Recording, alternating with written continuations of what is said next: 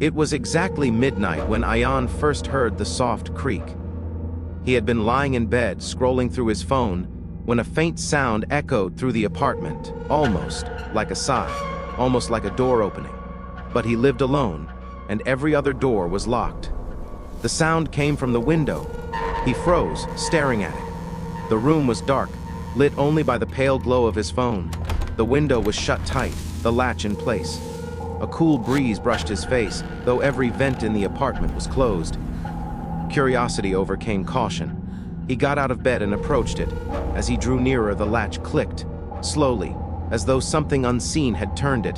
Ayan's heart pounded. He yanked the window shut. The click sounded again, louder this time, as if mocking him. For the next few nights, it happened again. Exactly at midnight, the window would creak open. Each time, a cold wind would sweep into the room, carrying with it faint whispers. The first night, he thought it was the wind. The second night, he chalked it up to imagination. By the third night, he realized it was something else, something alive. On the fourth night, he stayed awake, determined to see what happened. He sat in his chair, eyes fixed on the window, flashlight in hand.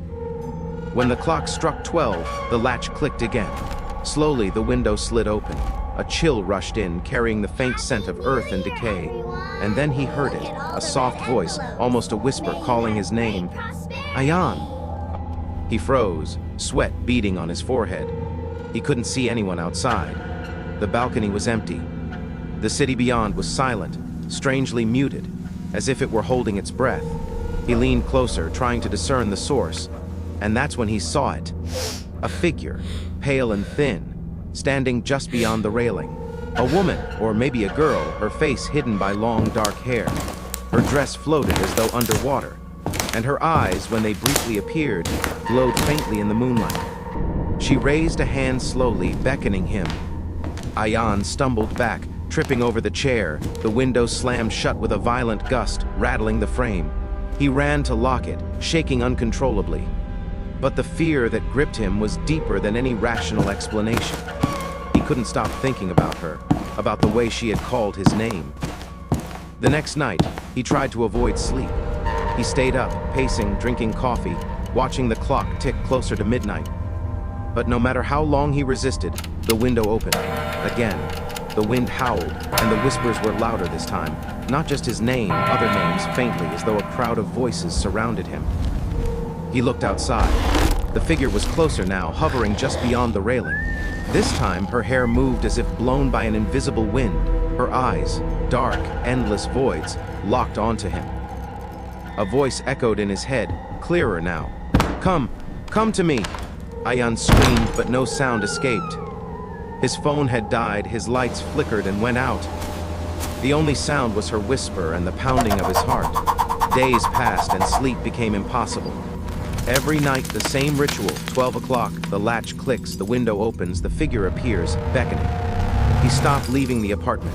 He stopped answering calls. He barely ate. Friends stopped calling, thinking he had vanished into isolation. But he couldn't leave. Not because he wanted to stay, but because he feared what would happen if he didn't. One night, desperation overcame fear. He approached the window, flashlight trembling in his hand. The figure appeared immediately, standing beyond the railing. She raised her hand, beckoning, and whispered, "Time is short." The wind picked up violently, swirling papers, knocking over furniture. The air smelled of earth, rain, and something far more metallic, blood. The figure's face emerged from the shadows, her eyes, black, endless, impossible to look away from. Her mouth curved into a smile that was beautiful and horrifying at the same time. Ayan's feet moved before his mind could catch up. He stepped onto the balcony. The railing seemed to stretch impossibly high, the city below twisting into strange, impossible shapes. Her hand reached toward him, and he felt an icy pain crawl through his bones. And then the world shifted. The balcony vanished, replaced by darkness, infinite and thick. Voices whispered, countless names, each one a scream. He tried to scream, tried to move, but gravity, time, and space had abandoned him. The figure floated closer, her hand brushing his cheek, sending waves of cold through his entire body. "You are mine now," she whispered. her voice both a lullaby and a curse. Everything went black. Ayan woke the next morning, in his apartment. The window was closed, the latch secure. The city outside looked normal. His phone worked, the lights turned on. Everything seemed ordinary. But he knew better. He felt it in the air, in the silence. That night, at exactly midnight, the window creaked open again. And she was there.